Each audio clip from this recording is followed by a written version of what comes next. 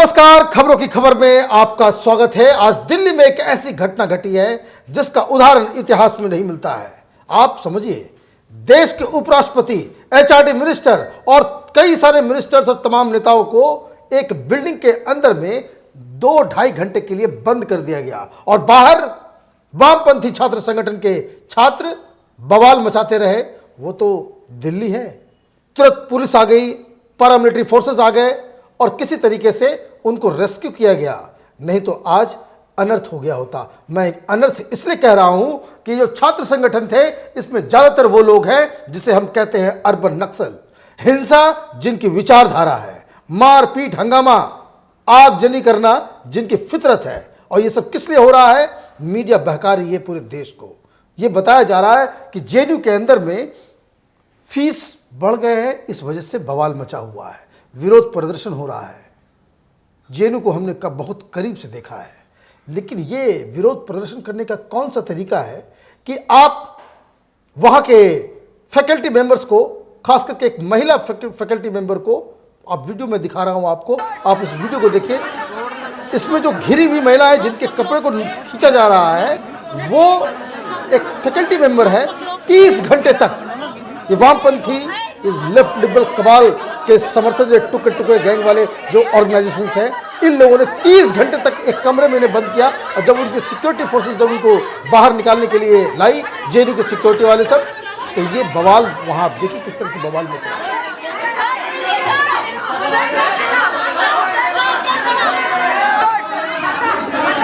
इस वीडियो को हम बहुत ही शर्मिंदगी के साथ ही दिखा रहे हैं, लेकिन दिखाने के अलावा कोई दूसरा चारा नहीं है, क्योंकि ये प्रोपेगेंडा इतना ज़्यादा होगा कि इन लोगों के बचाव में इतने सारे लोग आ जाएंगे, लोग बवाल करेंगे कि भाई छात्रों के ऊपर जो है बिल्कुल आप अत्याचार कर रहे हैं।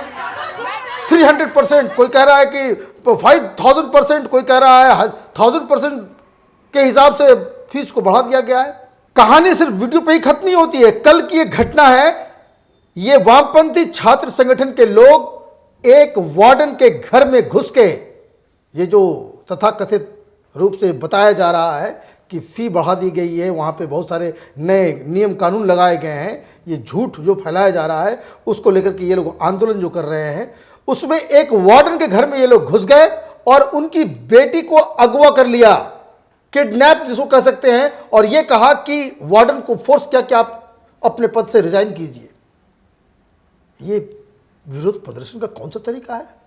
डेमोक्रेसी की माला जपेंगे ये तमाशा करेंगे कि कश्मीर के अंदर में डेमोक्रेटिक नॉर्म्स को खत्म कर दिया गया है, फासिज्म आ गया है, और आप रात के अंधेरे में एक वार्डन के घर में घुस जाएंगे, उसकी फैमिली को आप बिल्कुल अगवा कर लेंगे। और ये किस लिए हो रहा है? मीडिया में बताया जा रहा है कि बहुत ज्यादा अन्याय हो गया छात्रों के ऊपर, फी बढ़ा दी गई है। हमारे पास वो सर्कुलर है जो मैं आपको दिखाना चाह रहा हूं कि जिसमें सारे, ये रजिस्ट्रार के द्वारा निकाला गया सर्कुलर है, जिसमें साफ साफ है कि भाई कितना क्या फी बढ़ाया गया है, कितना लिया गया है। मैं आपको बताता हूं, आप देखिए इस टेबल को। Mess bill as per actual, JNU के अंदर में जो लड़के ही मेस को चलाते हैं, जो खर्चा आता है उसको बाकायदा आपस में उसको बांट दिया जाता है, तो इसमें कोई बदलाव नहीं है। तमाशा हो रहा है, देखिए कुछ वेबसाइट्स को, सोशल मीडिया में ये लेफ्ट लिबरल कबाल, ये अर्बन नक्सल्स बवाल मचाए हुए कि मेस की फी को बढ़ा दिया गया है। जेएनयू में कोई मेस बिल एक जैसा नहीं आता है। हर हॉस्टल्स में अलग अलग हॉस्टल के अलग अलग मेस बिल आते हैं, क्योंकि वहां स्टूडेंट से मेस को चलाते हैं, और जो पैसा आता है, जो खरीद बिक्री, सब स्टूडेंट के जरिए होता है, और जो पैसा आता है वो सारे स्टूडेंट्स के ऊपर जो है वो इक्वली बांट दिया जाता है। इसलिए इस सर्कुलर में आप देखिए, as per equal. Establishment charges 1100 रुपये पहले था पर सेमेस्टर, इस बार भी 1100 रुपये है। कहां बढ़ाया गया है? न्यूज़पेपर 50 रुपये, अभी भी 50 रुपये है। क्रॉकरीज और यूटेंसिल्स के ऊपर एनुअली जो खर्चा होता है वो 250 रुपया होता है, वो भी 250 रुपया है, कोई बदलाव नहीं है। रूम रेंट बदला गया है। रूम रेंट किस लिए बदला गया है? रूम रेंट पहले जो है 1 महीने में 20 रुपये चार्ज किया था सिंगल रूम का। 20 रुपये में आप साउथ दिल्ली में एक कमरा जो है आप किराए पे ले रहे हैं, और आप हॉस्टल में रह रहे हैं जिसके चार्जेस सिर्फ 20 रुपये। उसको बढ़ा करके 600 रुपये किया गया है। सिंगल रूम वहाँ किसको मिलता है? एमफिल और पीएचडी वालों को। मैं आऊँगा इसके ऊपर कि 600 रुपये जो बढ़ाया गया है, 600 रुपये रूम रेंट कोई बहुत बड़ा मसला नहीं है। और उसी तरीके से जो सिंगल रूम है वो 300 रुपये कर दिया गया, पहले 10 रुपये लगते थे। अब मैं आपको बताता हूँ इसका पूरा कहानी क्या है। अब इसको लेकर के ये लोग बवाल मचा रहे हैं। मैं आपको बता दूं कि जितने भी जेएनयू के अंदर में पढ़ने वाले एमफिल पीएचडी के स्टूडेंट्स हैं, जिनको सिंगल रूम्स मिलते हैं, इन सबको स्कॉलरशिप मिलता है। महीना में 10,000 मिनिमम। जो एसआरएफ जीआरएफ पाते हैं वो 35,000 रुपये पाते हैं। और भी बहुत सारे जो माइनॉरिटीज कम्युनिटी के हैं, एमसीएम है, बहुत सारे तरह के स्कॉलरशिप हैं। इस तरह के स्कॉलरशिप पाने वाले करीबन आपके 25 से 30% लोग होते हैं। लेकिन जो एमफिल पीएचडी कर रहा है उसको 10,000 रुपये तो बिल्कुल मिलता ही मिलता है। सरकार आपको दे भी रही है, उसमें 600 रुपये आप महीने में रूम रेंट नहीं देंगे तो क्या करेंगे? स्थिति खराब हो रही है वहां पे। और इसको लेकर के आपने एक एजिटेशन कर दिया कि चूंकि आपको लगता है कि भाई बीजेपी की सरकार है, आपको आंदोलन करना है, आपको छोटे सा एक सर्कुलर आया, आपने उसको बवाल मचा दिया, तो आप 300 रुपये रूम रेंट आप नहीं दे सकते।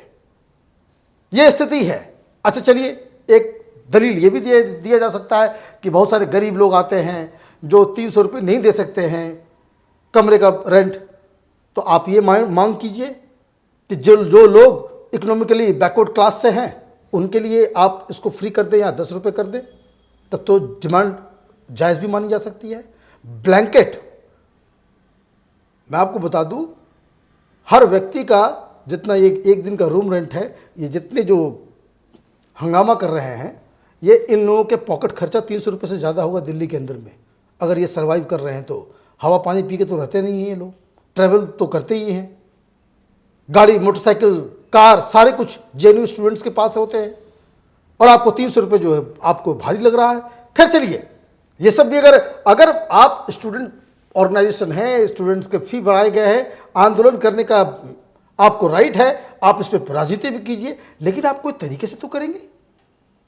किसी महिला प्रोफेसर को आप 30-30 घंटे तक के कमरे में बंद कर देंगे, वार्डन के घर में उसके बेटी को अगवा कर लेंगे, और उसके बाद तमाशा करेंगे कि भाई आप हमारे डेमोक्रेटिक राइट्स का ये हो रहा है।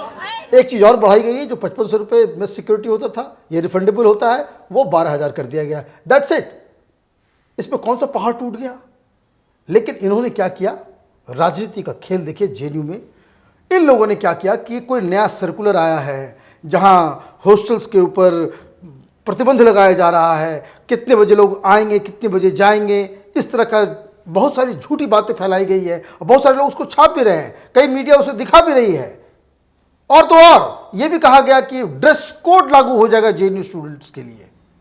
ये वाहियात बातें हैं, क्योंकि जो सर्कुलर मैं आपको दिखा रहा हूं उसमें साफ साफ लिखा हुआ है कि from the above it is clear that there is no massive hike in hostel fee, curb on free movement in the campus, dress code in the mess और closing down of the library, reading room, other public spaces. ये registrar साहब के द्वारा निकाला गया ये order है, जिसमें साफ साफ कहा जा रहा है ना तो लाइब्रेरी के आवर्स में कोई बदलाव किया गया है, ना कोई ड्रेस कोड लगाया जा रहा है, ना कोई लोगों के मूवमेंट के ऊपर ये है जो पहले कहा जा रहा था कि 11 बजे तक। तो कहने का मतलब ये है कि जिस तरीके से ये लेफ्ट लिबरल कबाल देश में अफवाह फैलाने का काम करता है, और जेएनयू में चुके अभी इन्हें कुछ मुद्दा चाहिए डाइवर्ट करने के लिए, क्योंकि मसला अभी राम मंदिर का आया है, तो लेफ्ट लिबरल ये जो सारे वामपंथी और ये जितने सारे लोग हैं तथाकथित लोग, इन लोगों को एक दिक्कत पहले से हो रही थी, और अब जब इन्हें एक मुद्दा मिल गया तो आपने इसको बवाल मचाना शुरू कर दिया। ठीक है, अगर आप कर रहे थे तो आपको करना था, कोई दिक्कत नहीं है, लेकिन आज जो बवाल हुआ उसका आप लॉजिक समझिए क्या है। 30 साल के बाद जेएनयू में, 30 साल बहुत समय होता है। हम लोगों ने भी जेएनयू में पीएचडी की, लेकिन हम लोगों का कन्वोकेशन नहीं हुआ। हम लोगों के पास भी चिट्ठी पत्र आया था कि भाई आप कन्वोकेशन में शामिल हो। तो 30 साल के बाद कन्वोकेशन हो रहा था। कन्वोकेशन वो एक सेरेमनी है, फॉर्मल सेरेमनी, जहाँ आपको वो ड्रेस वगैरह पहना करके वो डिग्रियाँ दी जाती हैं। हम लोगों ने जेएनयू से पीएचडी के लिए कभी वो उस तरह का कभी कोई सेरेमनी में हम लोग हिस्सा नहीं ले पाए हैं। आज वही कन्वोकेशन किया जा रहा था, और इसमें उपराष्ट्रपति आ रहे थे, एचआरडी मिनिस्टर थे, बहुत सारे और भी लीडर्स और मंत्री थे।